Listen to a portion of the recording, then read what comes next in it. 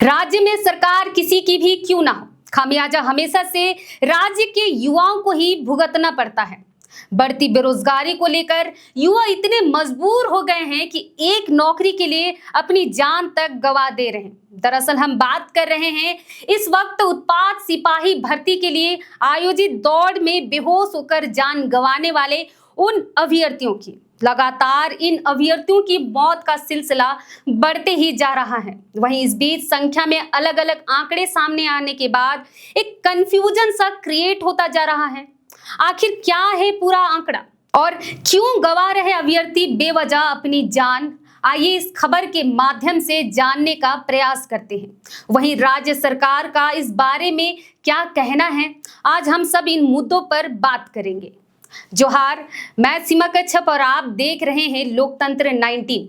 झारखंड में उत्पाद सिपाही की प्रतियोगिता की दौड़ 22 अगस्त से चल रही है। वहीं इस बीच हर दूसरे दिन किसी न किसी अभ्यर्थियों के इस दौड़ के दौरान में मौत की खबरें हमें रोज दिन सुनने को मिल ही रहे हैं। इनमें से कुछ अभ्यर्थियों के पोस्टमार्टम रिम्स में हुआ है, जिसमें खुलासा हुआ है कि अभ्यर्थियों की मौत हार्ट अटैक से हुई है। रिपोर्ट के अनुसार दौड़ के दौरान अचानक अभ्यर्थियों का ब्लड प्रेशर यानी बीपी बढ़ रहा है और वे हार्ट अटैक के शिकार हो रहे हैं। इसका सबसे बड़ा कारण गर्मी और 10 किलोमीटर की लंबी और थकान भरी दौड़ है।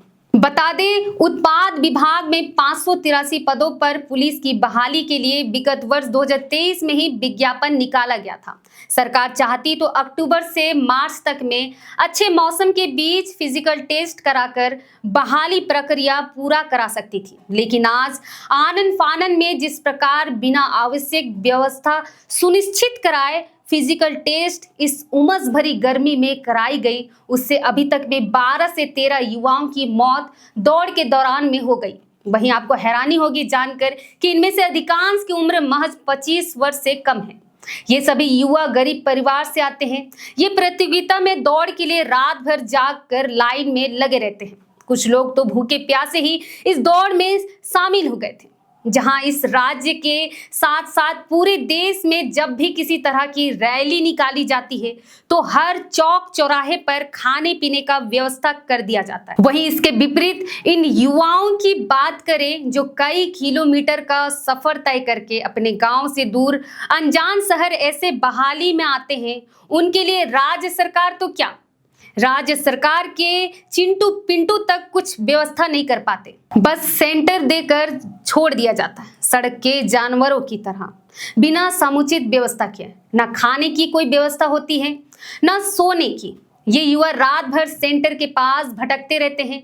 एक तो लंबे सफर की थकान के बाद अधूरा नींद, ऊपर से भूख और फिर 10 किलोमीटर की दौड़ को पूरा करना भी है। तो ऐसे में कैसे ना होए ये युवा मौत के शिकार।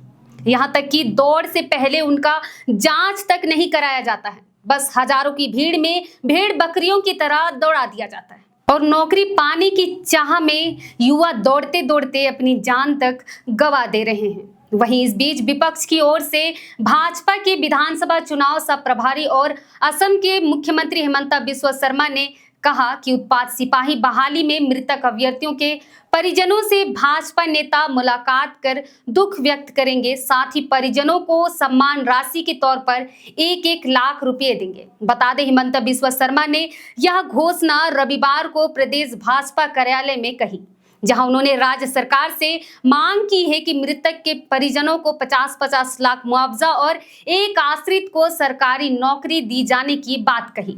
आगे उन्होंने कहा, अगर राज्य सरकार की ओर से कार्यवाही नहीं होती है तो party national human rights commission के पास जाएगी और भाजपा की सरकार बनने के बाद मृतक के परिजनों को न्याय दिलाने का काम भी करेगी। उन्होंने कहा, अगर मेडिकल टेस्ट के बाद भी अभ्यर्थियों की मौत हो रही है तो सरकार को इसकी सीबीआई जांच करानी चाहिए।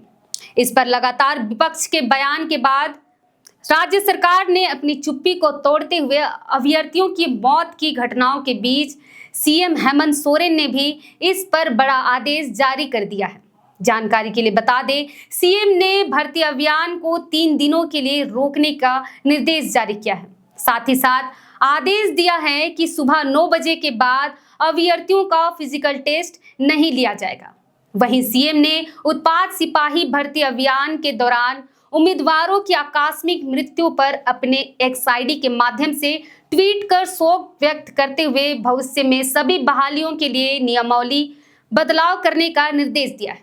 साथ ही साथ इस प्रक्रिया में पीड़ित और शोकाकुल परिवार को सरकार की तरफ से तत्काल राहत पहुंचाने के लिए प्रस्ताव बनाने का निर्देश भी दिया है। अब हैरान करने वाली बात यह है कि सीएम का आदेश ऐसे वक्त पर सामने आया है जब अभ्यर्थियों की मौत को लेकर भाजपा सरकार पर तीखे हमले कर रही है। इस पर हम और आप जैसे लोगों का सरकार से सवाल करना भी जायज है। आखिर जब इतने दिनों से मौत हो रही है तो सरकार पहले ही इस बहाली प्रक्रिया को क्यों नहीं रोक पाई? ऐसे तमाम सवालें हैं जो आपके और हमारे मन में चल रहे हैं, जिसका जवाब शायद ही किन्हीं के पास हो। अगर आपके पास इन सवालों का जवाब है तो आप हमें कमेंट बॉक्स के माध्यम से दे सकते हैं। फिलहाल आज के लिए इतना ही, फिर मिलते हैं। और वीडियो आपको कैसा लगा हमें कमेंट बॉक्स के माध्यम से जरूर बताएं। और अगर वीडियो आपको अच्छा लगा तो लाइक एवं शेयर करना ना भूलें। साथ ही साथ इसी तरह के नए नए खबरों से जुड़े रहने के लिए हमारे चैनल पर बने रहें। जोहार।